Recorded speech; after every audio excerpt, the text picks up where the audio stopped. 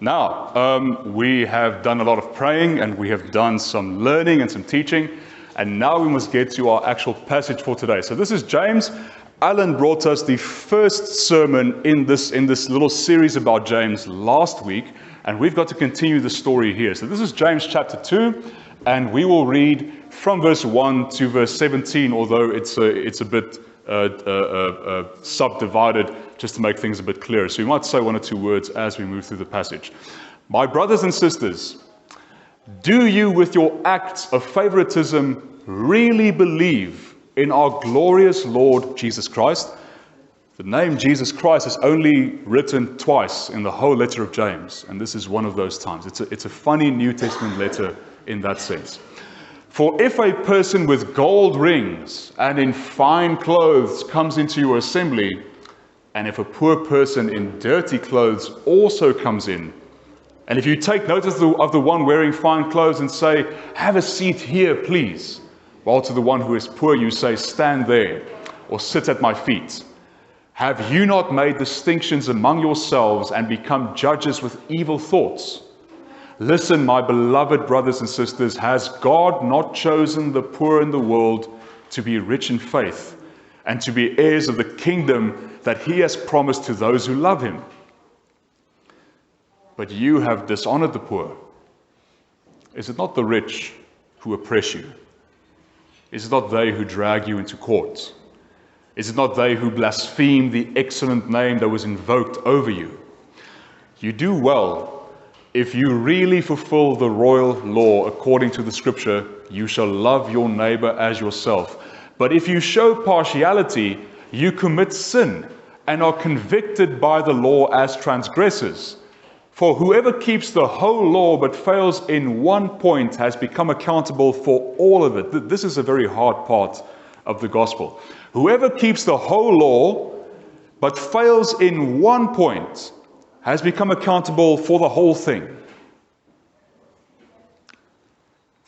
For the one who said, you shall not commit adultery, also said, you shall not murder.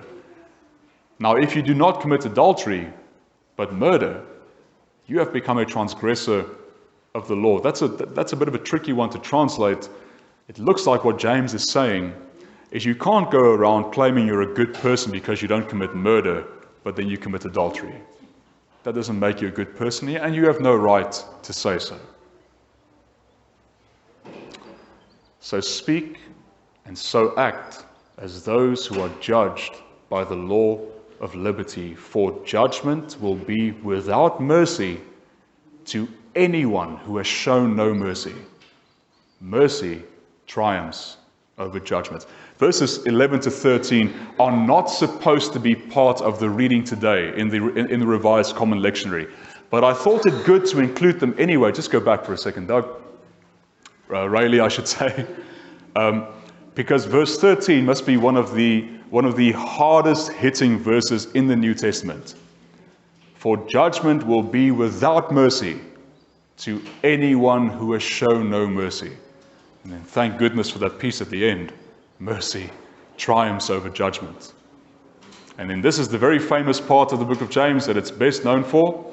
What good is it, my brothers and my sisters, if you say you have faith but you do not have works?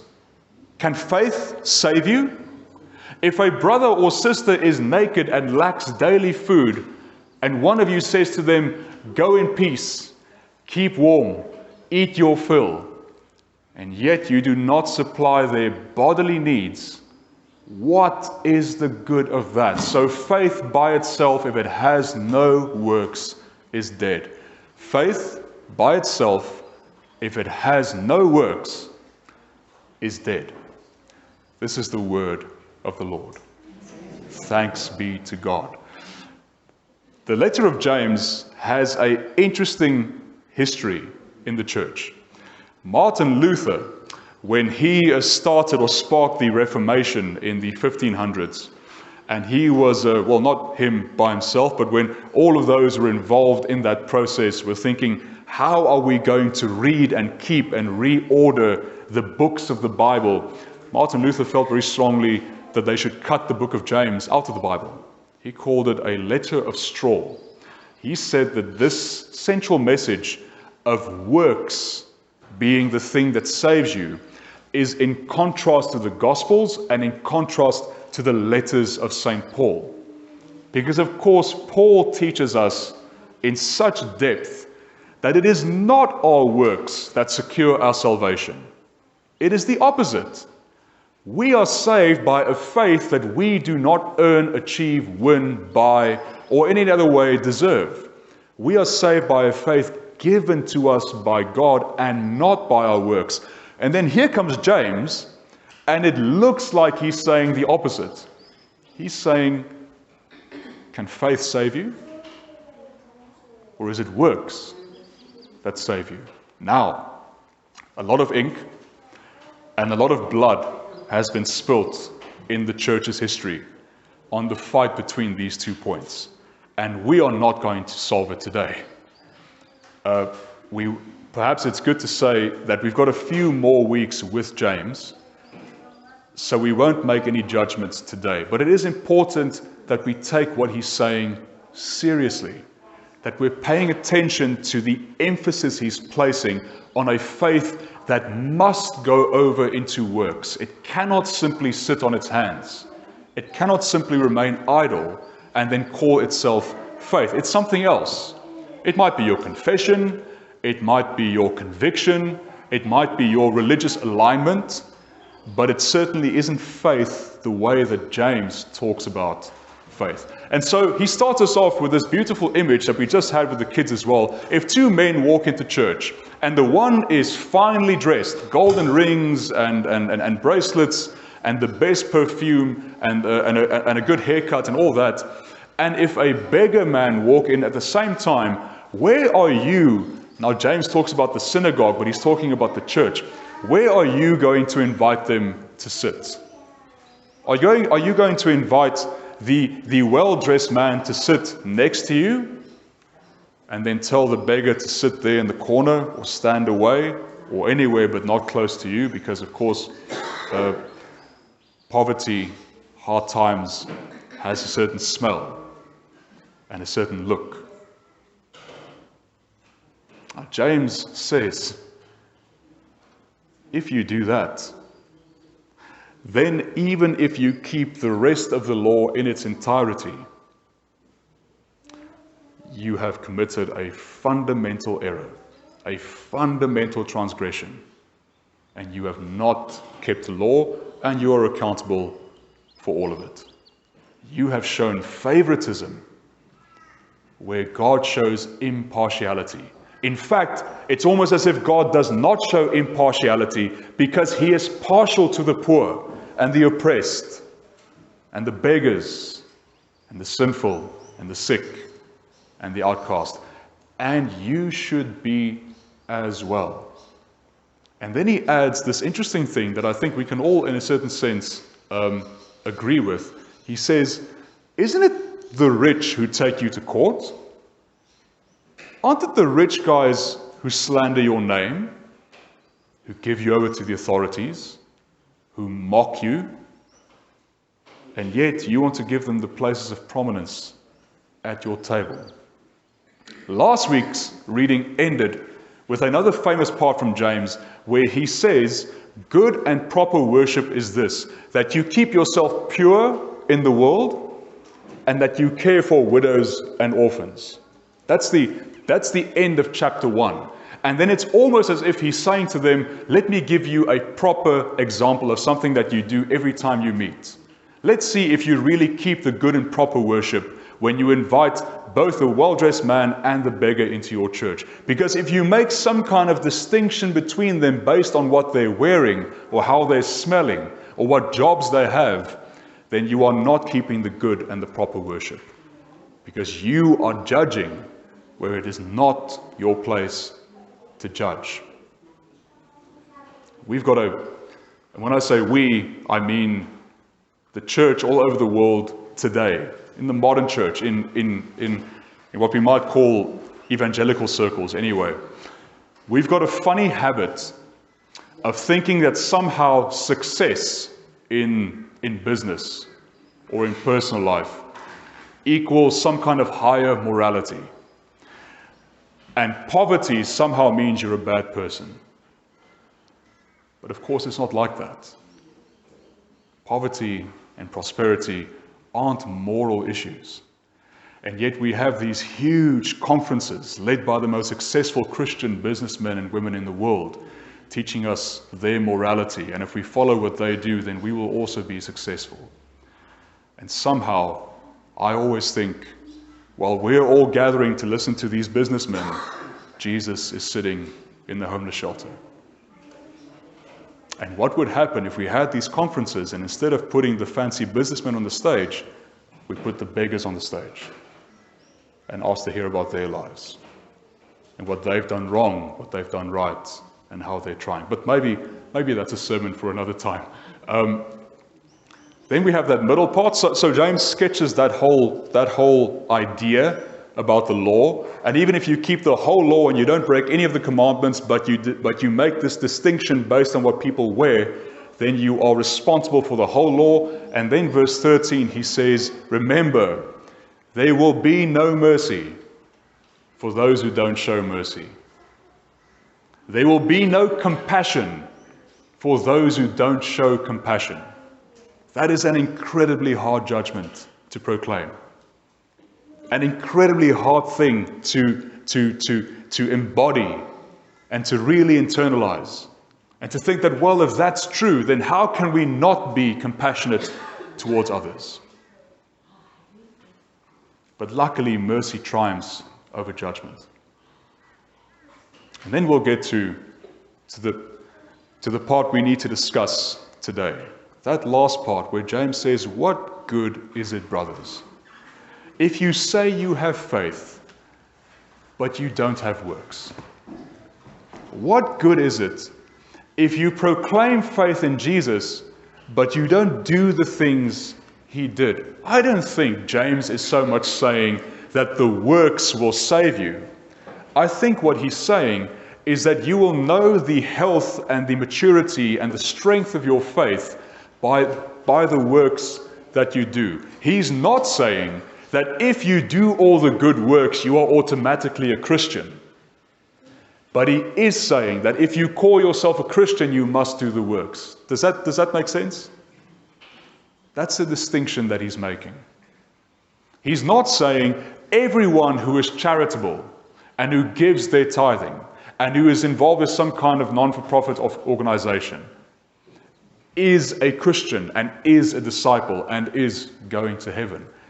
But he is saying that if you have been saved by faith, or if you have faith, if you've met Christ, but you don't do those things, then your faith is, well, for want of a better word, dead. It's ineffective. It's not functional. It doesn't operate. Its pipes are frozen.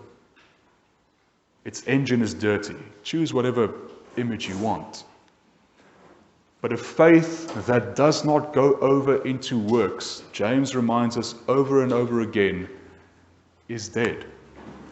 One of the overarching themes in the book of James is the idea of knowledge of the world, information, as opposed to wisdom, the wisdom of God. James spends quite a bit of time making this distinction between knowing a lot of things and knowing God. And we can see the same thing playing out here. We might know a lot about our faith and the church and the Bible, but if that doesn't translate into works, then James is saying, well, you might have knowledge, but you don't have wisdom. You haven't crossed that divide yet. You might know all about your faith and how long you've been a Christian and what your church stands for and the basis of union and all that. You might know that quite well. But if you can't take all that and turn it into something tangible, something that lifts and elevates and helps and encourages and heals someone who is suffering, then you haven't embodied it. It hasn't become wisdom. Now, there's a story about Viktor Frankl, who's the Austrian psychiatrist. If we put his picture up for a second, Rayleigh, who was sent to a bunch of concentration camps in Nazi Germany, Auschwitz, but also a few others. And the story is told that obviously these people were carted there in trains. Some of them had to walk many, many, many miles. And the only things he had was his clothes, quite nice clothes, and an unfinished manuscript of the book he was writing, the book about what he would call later logotherapy. So being a psychiatrist, all about how do we help people out of their depression. He was, in that time, before he was sent to the camps, he was working with specifically Jewish people in Austria, also in other places, who were committing suicide by the dozens. And he was studying why it was happening. And one thing he came to is understanding that it was a loss of meaning in their lives. But anyway, he had this unfinished manuscript in his haversack, and he had his clothes on, and he got to the camp, and they pushed him into a room and told him to take all his clothes off and to give in his haversack with the manuscript. And he tells how he begged the guard and said, look, you can have my clothes and my shoes and all that, but please, this is my life's work. This is all I have left. Please, can I keep my work, my knowledge, my mental child, he called it. Please, can I keep it? And the guard simply laughed and took his clothes and took his book and took his life's work and gave him a jacket of another prisoner who had been sent to the gas chambers. And that was what he had to wear. If we put the next slide on. And he tells how he had to surrender my clothes and in turn inherited the worn out rags of an inmate who had already been sent to the gas chamber. Instead of the many pages of my manuscript, I found in a pocket of the newly acquired coat, but it wasn't a new coat, it was ragged. One single page torn out of a Hebrew prayer book containing the most important Jewish prayer, Shema Yisrael. Hear Israel, the Lord is God, the Lord is one. Deuteronomy 6 verse 4. How should I have interpreted such a coincidence other than as a challenge to live my thoughts instead of merely putting them on paper? Now the story goes that later someone took that single page off him as well. They took that last thing that he hung on to. And he had a further realization where he said, how should I take this coincidence? Is this not a sign that I must not hang on to the paper, but really live the words?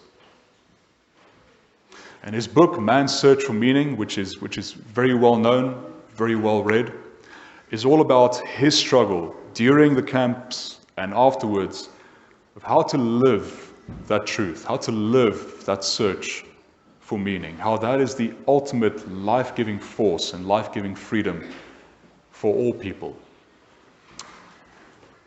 I'm talking about what he said in that moment because I think something of that resonates with James's idea of having a lot of knowledge and manuscripts and books and bookcases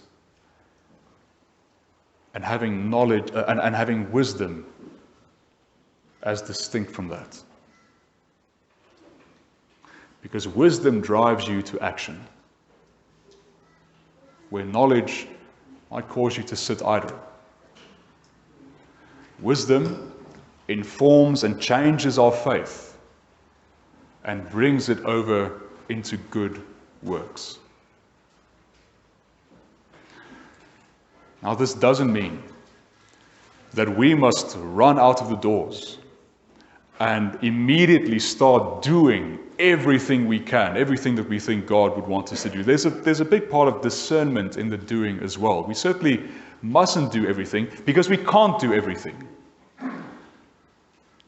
But we must do something. And we must be committed to what we're doing. And so I suppose the one that's in the news, the one that we must probably talk about most urgently, is the situation in Afghanistan. And we must ask, what are we to do thousands of kilometers away, about a war in a country in which Australia was so heavily involved for so long? Well, there are many organizations who have feet on the ground, if not in Afghanistan, then close by, whom we can get in contact with. Not just to make donations, that's not all we can do, but to send encouragements, to ask what we can pray for, how we can get involved. We might be driven to say, well, what about those people who are already in Australia who have escaped war-torn countries and civil war and unrest? Is there not something we can do for them? We might ask, are there not people in our streets, in our community, who need more than thoughts and prayers, who really do need good works? Now, instead of putting a list of things that we can go out and do on the slides, I think the wise thing to do is rather to sit with that question and to ask ourselves whether our faith is alive or dead, and to be honest about it. And if it is alive, good, thank God. But if it is dead, how can you revive it? What can you do? Where can you become involved? Who can you help? What can you give? How much can you give?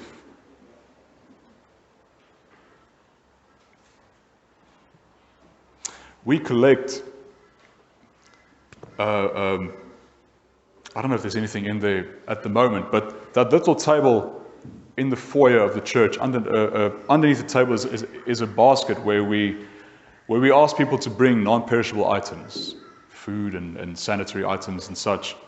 Monica and her team take those and they divide it into packages and they take it to the Ronald McDonald House. You all know about the Ronald McDonald House. And they give it there, and every time that they take these things that we've collected, the people there are bursting with gratitude and with joy. Because we've made people who have fallen on hard times, we've made their lives a little bit easier. Now, that's one thing we can do and we can keep doing, but it's not the only thing we can do. We can all get involved somewhere with someone, not for our own sakes, but for the sake of loving other people as Christ teaches us to love our neighbors as ourselves. Martin Luther, we mentioned him at the beginning. Martin Luther wasn't against works. He was famous as well for saying, God doesn't need your good works, but your neighbor does. No, God doesn't need your love, but your neighbor does. And I think that's what James is saying as well. Is a faith that doesn't show our neighbors the love of God is not faith at all. And so in answer to that, let's share communion together. If you're thinking to yourself, perhaps my faith isn't as alive as I thought, well, the answer is here. The regeneration starts here. In taking the bread and the wine, the body and the blood of Christ, of the one who did the ultimate work in faith for our salvation.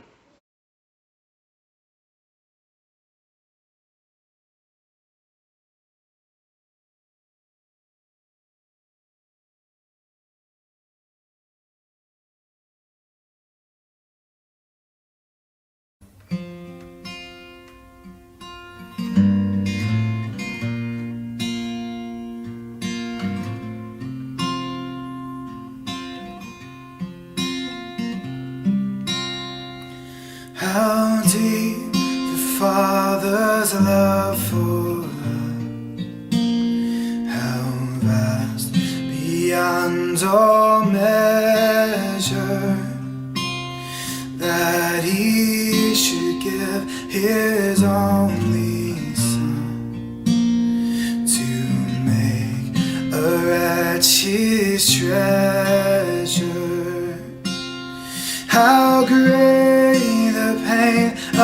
searing loss. The Father turns his face away as wounds which mar the chosen one bring many sons to glory.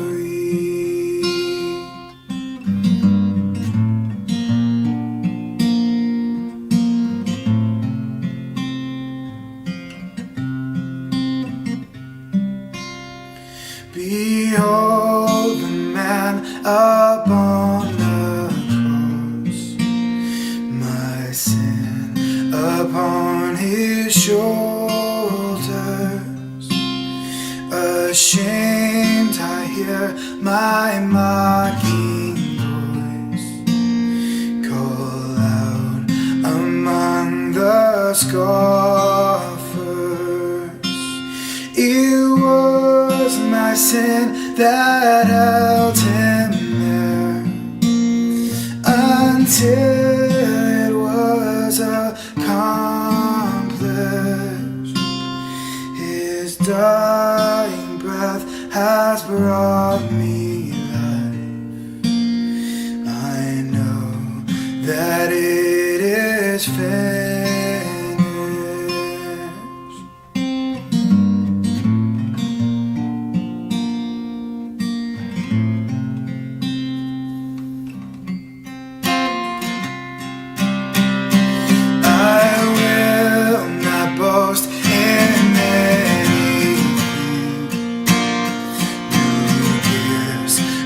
Power, no wisdom, but I will boast in Jesus Christ, His death and resurrection. Why should I gain from His reward? I cannot give an this I know with all my heart. His wounds have paid my